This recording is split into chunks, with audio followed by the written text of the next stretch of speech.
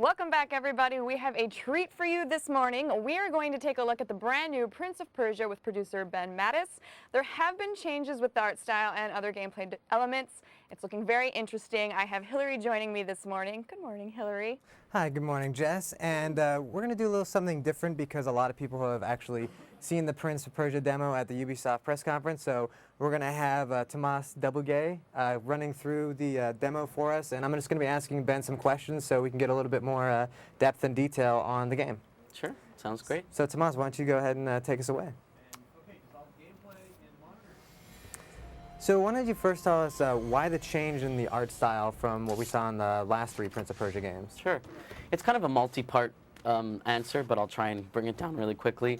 I mean, first of all, we want to be unique, right? Like, we want to stand out from our competition. We want to have something where people look at it and they say immediately, that's Prince of Persia. And, you know, I think we can say we've succeeded there. You see a screenshot of this game in action, particularly if you see a clip of it in action, and you know that it's Prince of Persia. And so that's really good for us because it gives us that sort of unique visual identity. Second of all, we've got a fantasy game. It's a fantasy world. There's fantasy creatures. There's magical powers. It's a fantasy storyline. So we didn't want to try and kind of shoehorn that into a realistic look and feel. It didn't feel like they gelled very well. Whereas having a more stylized artistic direction seemed to dovetail very nicely with the fact that we had a fantasy universe.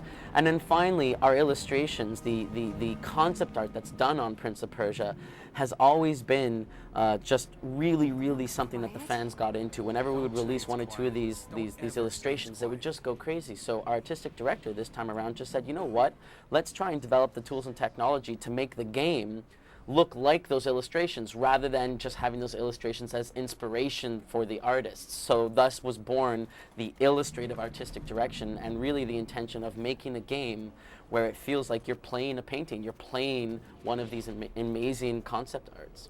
Right, and what Tomas is showing right now is the fact that you can actually go a lot of different ways, correct, to get to the next part of the game. Yeah, exactly. So looking in the background, Tom, I'll just kind of show them the windmills there a little bit.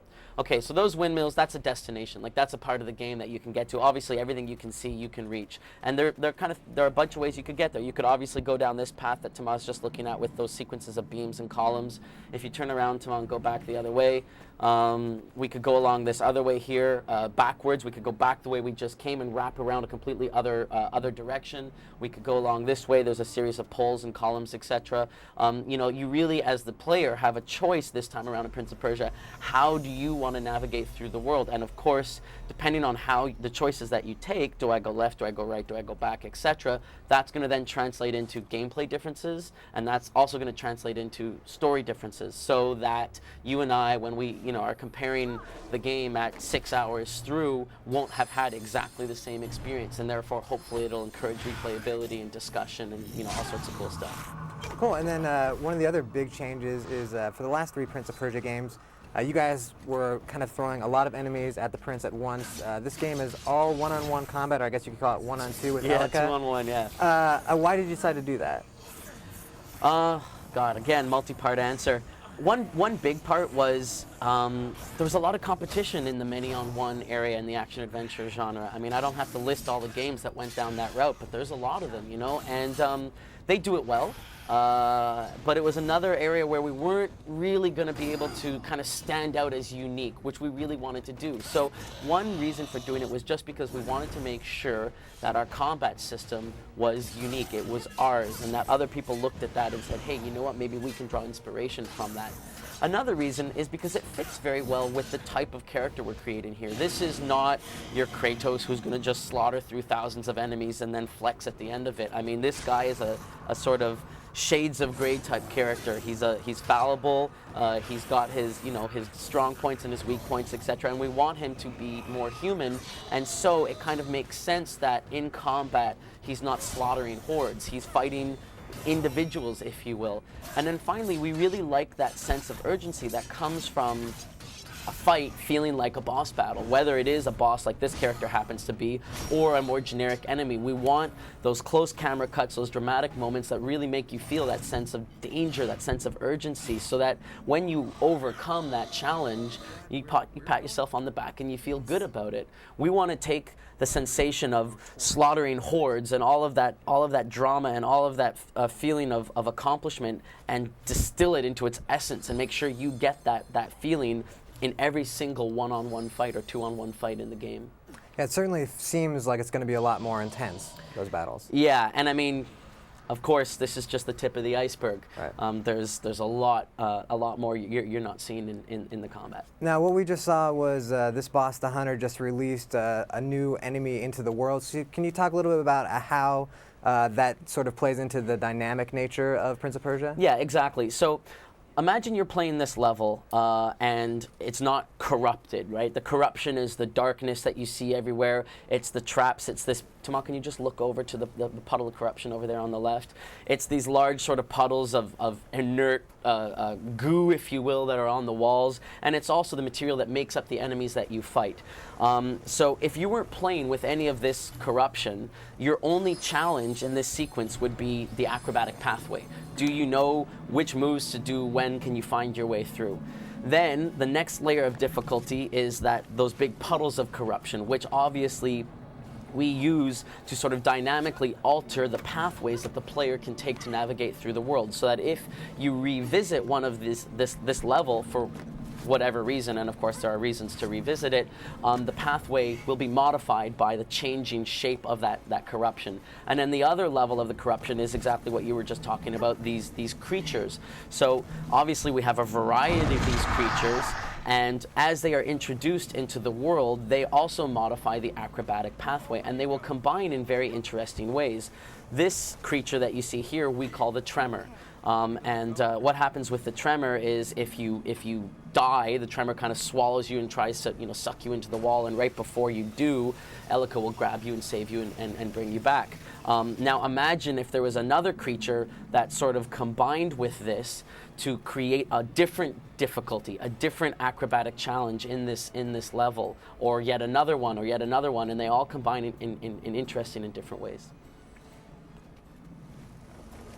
Now, one of the things we're seeing right now is Elica's using one of her magic powers to actually rebound across these magic plates. Can you talk a little bit about Elica and why she has this magic and how it's going to be used in the game? Yeah, sure. So Elica actually discovers these magic powers at the beginning of the game, and they're sort of new to her. She doesn't recognize where these powers came from. So that's also kind of something fun that we get to play with, is her kind of coming to terms with these new magical abilities. And we've unlocked, for the sake of this demo, one of those magic powers, the rebound power that you were talking about. And there are others in the game, and the player chooses which power to unlock. It's all up to them. And again, based off of which power they unlock, different parts of the world become fully available. And I say fully available because you can already have visited an area but not been able to successfully complete the challenge because you were missing the acrobatic power necessary, the Elica power necessary to cross that gap, or whatever the case might be.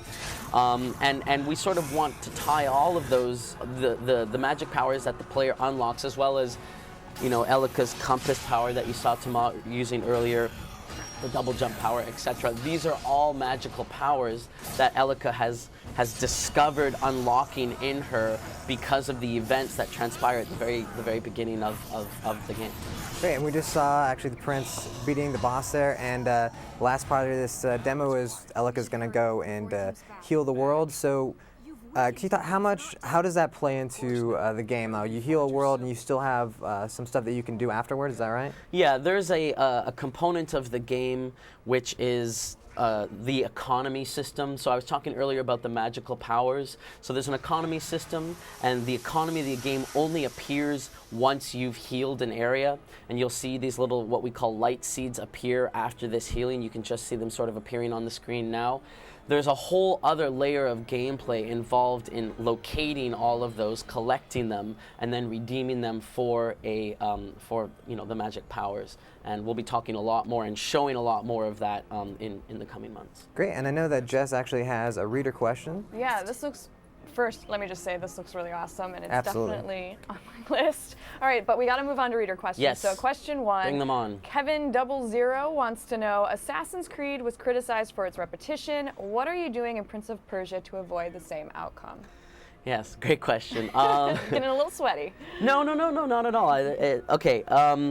Obviously, during the development of Prince of Persia, we saw what Assassins was doing. We saw their strengths, of which there were many, and we saw the areas, that maybe didn't kind of turn out the way that they had hoped, and will certainly, be improved if ever they do another one, I imagine. And so we made a very conscious decision early on to say, okay, you know what? Let's ensure that we have a variety of regions in terms of artistic direction, with very different styles, very different types of things that need to be accomplished in them, a variety of enemies, etc., so that the player is really guaranteed to get that feeling of doing different things throughout the game, that they really feel like, even though I'm doing a wall run and a jump off of a pole in this region, which is sort of the same or a similar sequence as that region, the traps, the environment, the enemies you're fighting, the story, all of those are so completely different, that not to mention the fact that there's the corrupt world and the healed world, etc., that it's going to feel unique and different every time you do it. And so I really believe very firmly that we have a good collection of mechanisms to create a lot of diversity in the gameplay of Prince of Persia. Great. Well, thank you so much, guys, for joining us. And this is definitely one of the games on my wish list. Everyone, stay tuned all day for even more coverage of E3 2008.